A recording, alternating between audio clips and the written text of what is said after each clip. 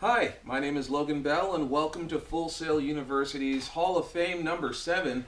And I'm here with the band ThunderJack, the AC/DC tribute band. Guys, would you mind introducing yourselves? I am Dave Lawler. I play Malcolm.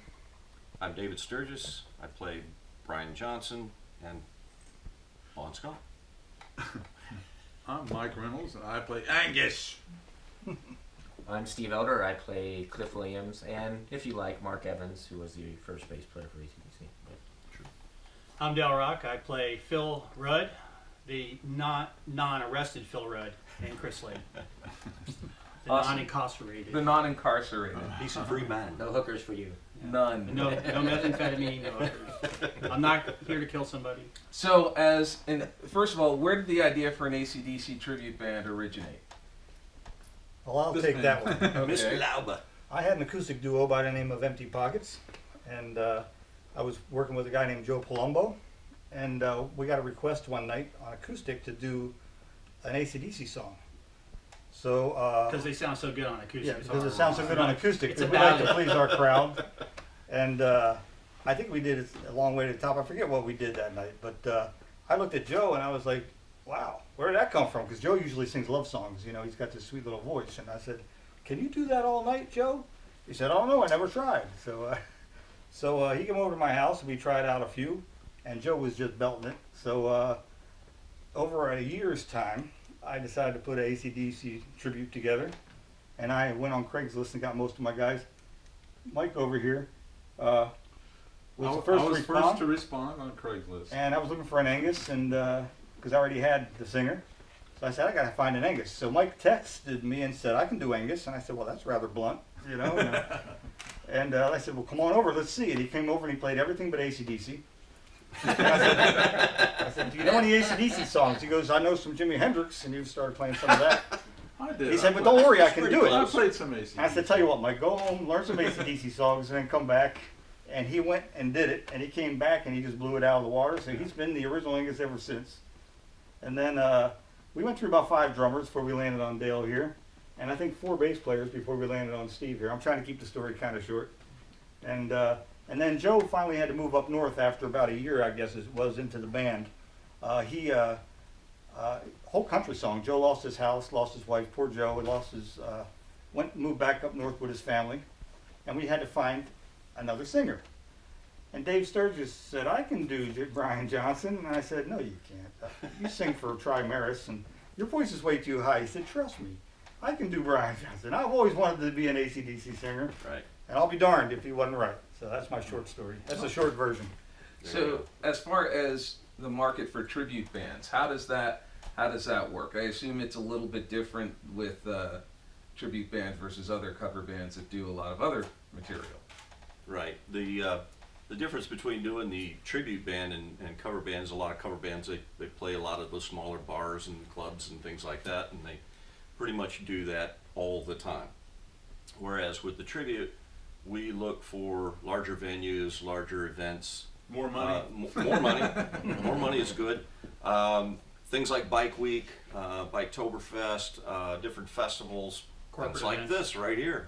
Corporate events, that sort of thing. So it opens the doors to a lot of different opportunities that you wouldn't probably get if you were just a cover band. Cool. But we'll still play the smaller venues because they'll pay normally better money because let's face it, AC/DC is not going to travel to Melbourne, Florida to play a show. But we've done shows over there in bars, and they charge a good cover charge, and people will gladly come out to see the band because it's not going to happen in the smaller towns. Cool. So, Mike, what are some of the inherent difficulties of doing a tribute band as opposed to another band? Well, I don't know about other tribute bands, but being Angus is a little bit more physically demanding. He used to weigh 400 pounds when he first went. I have to do a lot of running It was around, a bit which tubby, is what you're saying. Yeah. I enjoy running around and having fun. And this past 3 years has been a real blast for me, and it's all about the music. It's all about rock and roll, and that's pretty much it. Oh, okay. So, Steve, what type of preparation do you have to do as, the part of the rhythm section, holding down. Is there a specific sound that you go for, or is it just a matter of attitude? How does that? A little bit of both, but mostly just locking in with Dale here, making sure we lock in together. Also, to an extent, with Dave here, locking in with him. If we ignore You him. know. Right. We ignore Dave. Yeah, oh yeah, well, yeah, we don't do that. But when we include him, we try to lock in with him.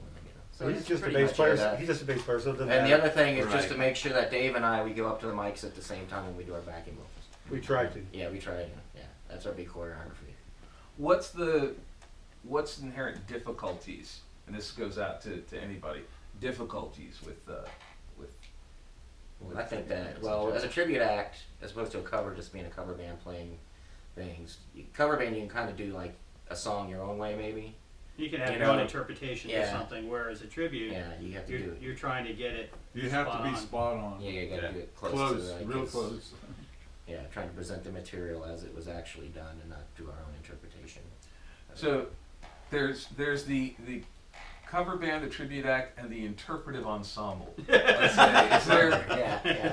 So there's no room for kind of leeway there. Like instead of playing the traditional lead to Back in Black, if you did your own lead in there, do you find people would get pitchforks and gnashing of teeth and rending of garments? Would that happen? Not really. As long as I do the leads justice, I don't really play them note for note.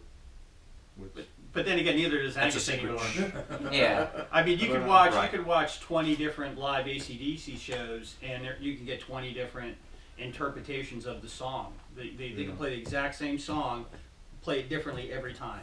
So you say it's more important to catch the mood and the flavor and the mood, The- the feel, and most importantly, the sound Right. that comes out of your It's got to be a freight train. guitars. You got to have the correct sound. Is it difficult finding that sound? I'm pretty much 99% there. I'm gonna have to work on tweak it out some more, but I'm almost there. It's pretty spot on. That's pretty spot on. Yeah, that's pretty good. I work real hard just to find the exact pedals not to use. They're I not go to use. straight into the Marshall and right out the speaker. And I usually use a little bit more gain than Angus does, or Malcolm does, because he gets to crank his stuff up on 10 and get the feedback he wants. I have to use more gain to get to control the feedback that I want. Well, So that it's a little actually dirtier than I brings up want. something else. As far as the gear to use, I know there are some tribute acts that will go out and actually get the actual gear that the band uses. How does, is that something that you guys invest in as well, or does it, do the best you can with what you got type of deal? Well, yeah, it depends. Well, for the drummers in AC/DC, through the decades, you could look and there's 30 different kits. 2 different drummers, and then each drummer had different colors and different configurations. Phil Rudd started off with a big like a 6 or 7 piece kit, and then whittled it down to a basic 5-piece kit, and then Chris Slade, he's got 2 side bass drum. I mean, you could bang your head against the wall to drive yourself crazy. I think the real important thing is the guys up front, and they have the Gretsch guitar and they have Gibson SG, which are the 2 signature guitars that you see when they play out. I mean, Malcolm always has that Gretsch, and Angus always has that SG. And the hat. Don't And forget the hat. And a And the hat. He's hat. got a hat. And the hat. And that, yeah. And the schoolboy outfit, Right. and you do the little kicks and you do the. Oh yeah. You got to work on that. You got to work Yeah. on The all duck his walk. Yeah. Angus moves. But do you actually like jump on a bell when you do Hell's Bells, or do you pull down your pants during one of the other shows? Well, you pull down your pants anyway, but I'm just saying during one of the I don't need an songs. excuse for that. We I won't have be doing that pulled tonight down 'cause it's a pants. family show, I guess, but we have done that before. Yeah. Yeah. Okay. If we had a bell, I would swing from it. Okay. All right, that works. We have a Working on cannon. it. We do have a cannon. We got a can. Ah, okay, cannons. I like cannons. Cannons are fire. Yes. The cannon just got refurbished actually for this show. Yeah. It used to be what I called a audio triggered vortex design. We have moved into a fog machine. Based Actually fires system. smoke. It's fire smoke, Yeah. right? when he hits his trigger, you hear it, but then from the cannon you see the smoke coming out of it, like it's actually fired a shot. We're gonna buy some ammo later. Yeah, we'll shoot cannonballs later, but tonight we're gonna keep it safe. Yeah, we had to. We had to sign. Cannonballs later. We'll shoot out kittens. Kittens. Oh, There's kitten shots to the crowd. Oh. That'll work. That'll do it.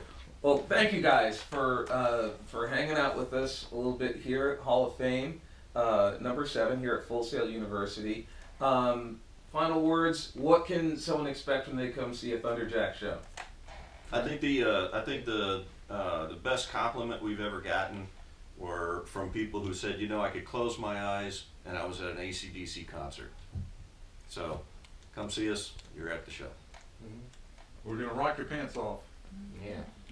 So Mike doesn't have to take his off. So, only if you Try to want keep rock his off. pants on. Did you wear the right underwear?